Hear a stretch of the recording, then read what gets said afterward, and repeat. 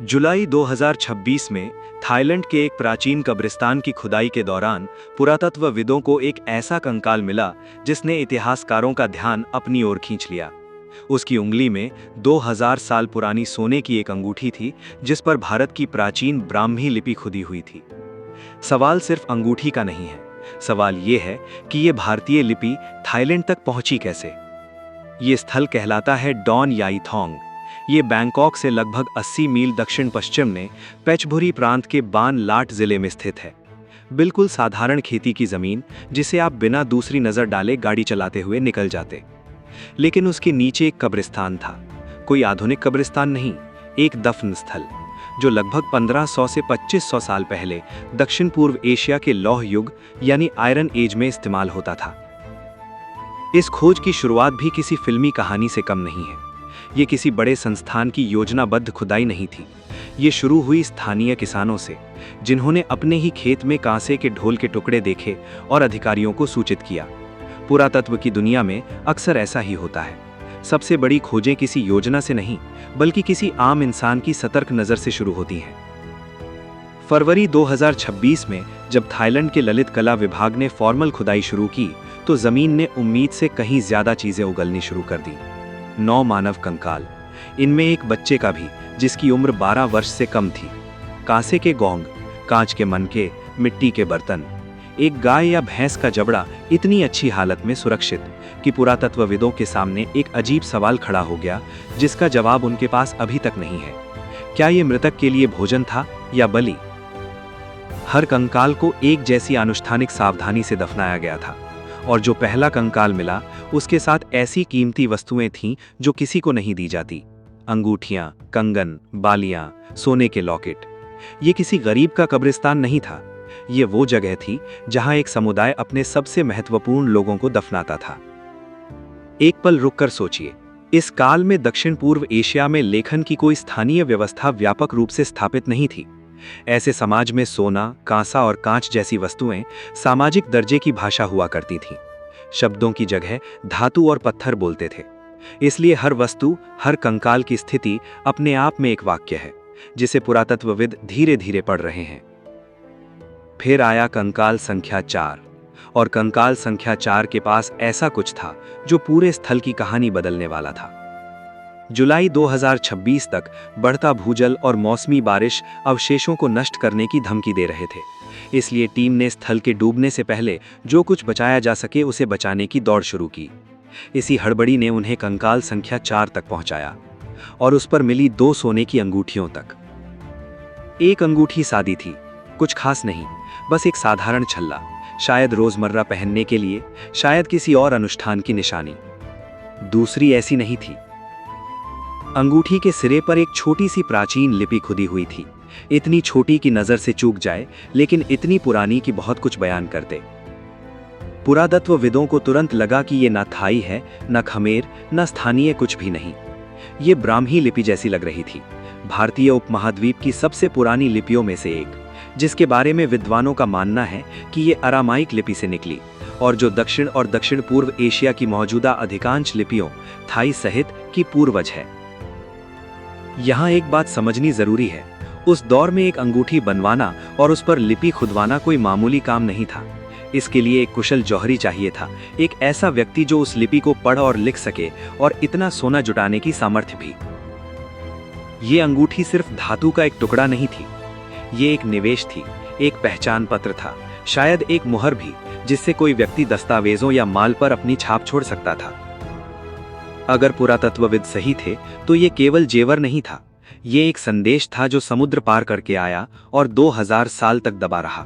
सिल्पाकॉन विश्वविद्यालय के पुरातत्व संकाय से डॉक्टर उथेन वोंग साथित ने ललित कला विभाग के भाषा विशेषज्ञों के साथ मिलकर इसे पढ़ने का काम अपने हाथ में लिया। उनकी प्रारंभिक व्याख्या पुस्सा रखितस, जिसका अर्थ निकाला गया पुस्सा रखित का या पुष्य द्वारा सुरक्षित व्यक्ति। पुष्य कोई मामूली शब्द नहीं है। भारतीय और वैदिक ज्योतिष में ये 27 नक्षत्रों में से एक है और सबसे शुभ माने जाने वाले नक्षत्रों में से एक। किसी का नाम इससे जोड़ना केवल सजावट नहीं था, ये उस बात का बयान था कि वो व्यक्ति कौन था या उसका परिवार चाहता था कि वो कौन बने। नक्षत्रों पर आधारित नामकरण की ये परंपरा प्राचीन भारत में गहराई से जड़ें जमाए हुई थी। जन्म के समय आकाश में जो नक्षत्र होता, उसी के अनुसार बच्चे का नाम रखा जाता। ये मान्यता थी कि इससे व्यक्ति को उस नक्षत्र का आशीर्वाद और सुरक्षा मिलती है।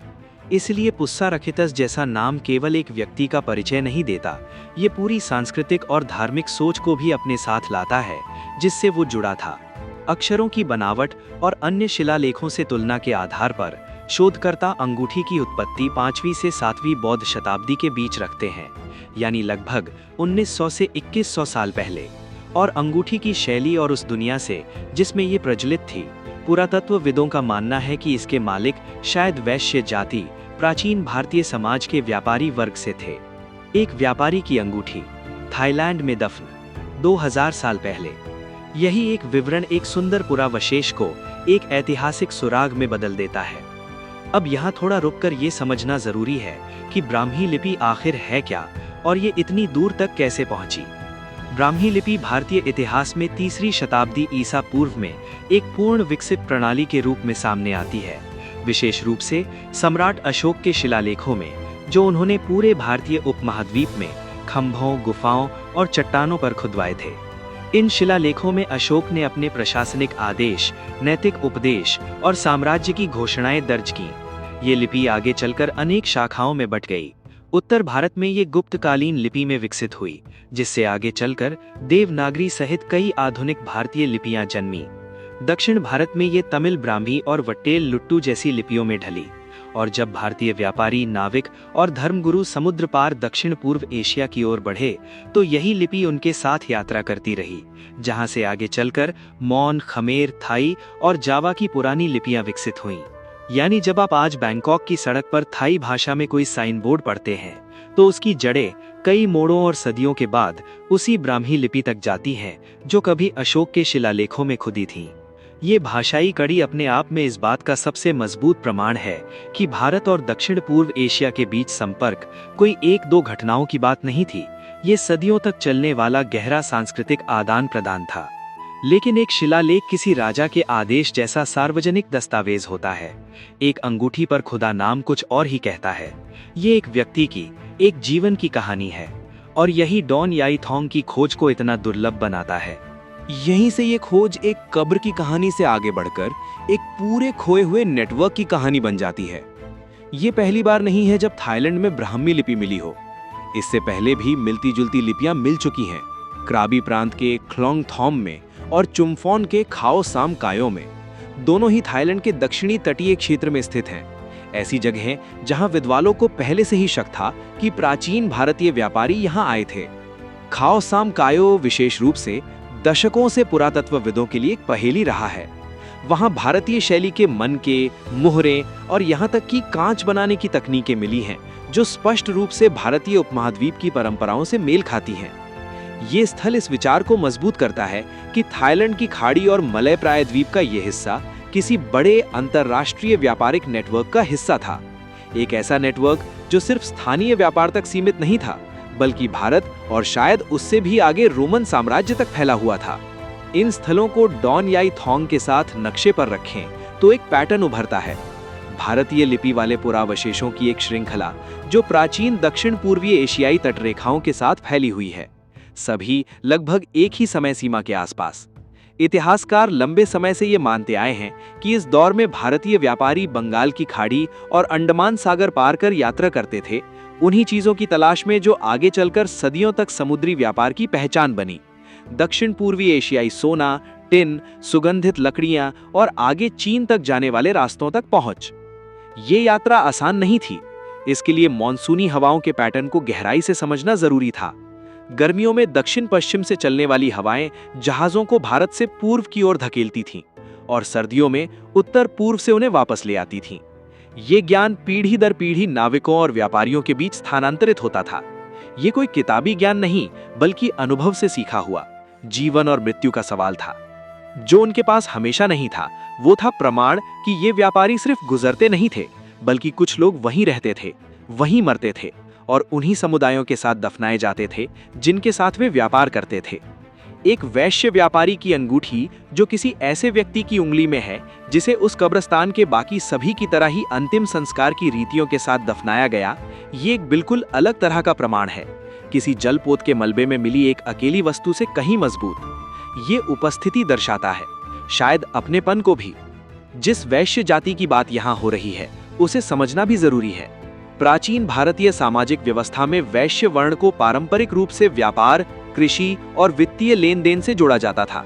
यही वो वर्ग था जिसने भारत के भीतर और बाहर दोनों जगह वाणिज्य के नेटवर्क को आगे बढ़ाया। प्राचीन भारतीय साहित्य और अभिलेखों ने ऐसे व्यापारियों के उल्लेख मिलते हैं जो समुद्री यात्राएं करते थे, दूर देशों में महीनों या वर्षों तक रहते थे और वहीं व्यापारिक संघ स्थापित करते थे। कुछ मामलों में ये व्यापारी स्थानीय समुदायों में विवाह कर लेते थे, स्थानीय भाषाएं सीख लेते थे और स्थायी रूप से बस जाते थे। अगर डॉन याई थोंग में मिला व्यक्ति सचमुच एक वैश्य व्यापारी था तो वो इस बड़ी परंपरा का हिस्सा रहा होगा। एक ऐसा व्यक्ति जिसने अपना घर, अपनी भाषा और शायद अपना पूरा जीवन ही एक नए महाद्वीप में फिर से शुरू करने का जोखिम उठाया। लेकिन यहाँ ये दोहराना जरूरी है, ये पहचान अभी एक अनुमान है, ठोस प्रमाण नहीं। डॉन याही थोंग की खोज को समझने के लिए हमें एक और जगह की ओर देखना होगा, वियतनाम में स्थित प्राचीन बंदरगाह नगर ओक इयो, जो कभी फूनान नामक प्रारंभिक दक्षिण पूर्व एशियाई राज्य का हिस्सा था। 20वीं सदी के मध्य में हुई खुदाइयों में ओक इयो से रोमन सिक्के, भारतीय शैली की मोहरें और संस्कृत तथा ब्राह्मी लिपि में लिखे अभिलेख मिले थे। इस खोज ने पहली बार पुरातत्वविदों को ये ठोस भौतिक प्रमाण दिया कि पहली सहस्त्राब्दी के आरंभ में भारत, दक्षिण पूर्व एशिया और यहाँ तक कि भूमध्य सागरीय दुनिया के बीच भी एक व्यापारिक जाल बुना हुआ था। डॉन याही थोंग को इस बड़ी तस्वीर में रखें तो ये किसी अकेली असंबद्ध घटना जैसा नहीं लगता। ये उसी विशाल, सदियों पुराने समुद्री नेटवर्क का एक और सिरा जान पड़ता है। फिर भी ये जरूरी है कि हम हर स्थल को उसके अपने प्रमाणों के आधार पर परखें। डॉन याही थोंग की तुलना ओक इयो से करना एक उपयोगी संदर्भ जरूर है, पर यह अपने आप में कोई सीधा प्रमाण नहीं बनता कि दोनों स्थलों के बीच सीधा संबंध था। यहाँ कहानी को धीमा करना जरूरी है, क्योंकि यहाँ लालच होता है पूरे इतिहास को दोबारा लिखे जाने की घोषणा करने का। प्रमाण अभी इसका समर्थन नहीं करते, कम से कम अभी तक नहीं।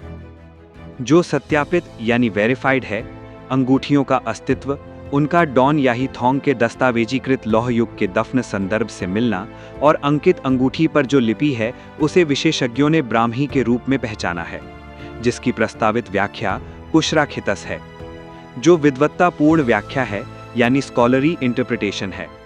5वीं से 7वीं बौद्ध शताब्दी तक की तिथि निर्धारण, पुष्य नक्षत्र से जुड़ा अर्थ और ये सुझाव की मालिक वैश्य व्यापारी जाति से था। ये प्राचीन लिपि और पुरातत्व के विशेषज्ञों की सोच समझकर दी गई व्याख्याएं हैं, निश्चित तथ्य नहीं। जो अभी भी अपुष्टित यानी अनकन्फर्म्ड है, क्या अंगूठी का मालिक एक भारतीय व्यापारी था जो थाईलैंड यात्रा करके आया, या फिर एक स्थानीय व्यक्ति था जिसने भारतीय नामकरण और धार्मिक रीति रिवाज अपनाए थे, या फिर ऐसा कोई व्यक्ति था जो पीढ़ियों से दोनों क्षेत्रों के बीच संपर्क के कारण अस्तित्व में आया था। अंगूठी सांस्कृतिक संबंध सिद्ध करती है, लेकिन अकेले ये अंगूठी उस व्यक्ति की पहचान या मूल सिद्ध नहीं करती जिसने इसे पहना था।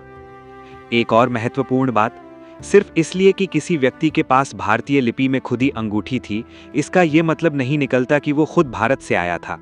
इतिहास में ऐसे अनगिनत उदाहरण मिलते हैं जहां स्थानीय अभिजात्य वर्ग ने दूर देश की भाषा, धर्म या संकेतों को अपनी प्रतिष्ठा बढ़ाने के लिए अपनाया, बिना उस देश में कभी गए हुए भी। इसलिए पुरातत्वविद जानबूझकर सावधानी भरी भाषा का इस्तेमाल कर रहे हैं। और पास मिले पशु अवशेष, जो शायद अनुष्ठानिक बलि के प्रमाण हैं या शायद केवल भोजन अर्पण, शोधकर्ताओं ने स्पष्ट रूप से कहा है कि कोई भी निष्कर्ष निकालने से पहले और अध्ययन आवश्यक है। ललित विभाग ने कहा है कि स्थल बंद होने से पहले 1 महीने और खुदाई चलेगी, 3D स्कैनिंग जारी है और कार्बन के नमूने रेडियो कार्बन डेटिंग के लिए संयुक्त राज्य अमेरिका भेजे जा रहे हैं। आगे का रास्ता दिलचस्प है, क्योंकि अब ये खोज कहानी कहने से आगे बढ़कर कठोर वैज्ञानिक जांच के दायरे में प्रवेश कर रही है। रेडियो कार्बन डेटिंग के लिए भेजे गए कार्बन के नमूने ये बताएंगे कि कब्रिस्तान वास्तव में किस सटीक समय सीमा में उपयोग में था। क्या ये अनुमानित 1500 से 2500 साल का दायरा सही है या इसे और सिकोड़ा या विस्तारित किया जाना चाहिए? 3D स्कैनिंग हर कंकाल, हर वस्तु और उनकी सापेक्ष स्थिति को स्थायी रूप से दर्ज करेगी, ताकि भविष्य में कोई शोधकर्ता बिना स्थल पर गए भी इस डेटा का अध्ययन कर सके। इसके अलावा अंगूठी की धातु संरचना का विश्लेषण ये संकेत दे सकता है कि सोना कहाँ से आया। क्या ये स्थानीय स्रोत से था या इसकी उत्पत्ति भारतीय उपमहाद्वीप में हुई थी? ये एक ऐसा तकनीकी प्रमाण होगा जो लिपि की व्याख्या से परे स्वतंत्र रूप से इस सवाल पर रोशनी डाल सकता है कि क्या ये वस्तु सच में आयातित थी या स्थानीय रूप से किसी प्रवासी या प्रभावित कारीगर द्वारा बनाई गई थी। ये वो जगह है जहां पुरातत्व एक जासूसी कहानी जैसा महसूस होता है। हर नया परीक्षण, हर नई रिपोर्ट कहानी को थोड़ा और स्पष्ट या कभी-कभी थोड़ा और जटिल बना सकती है।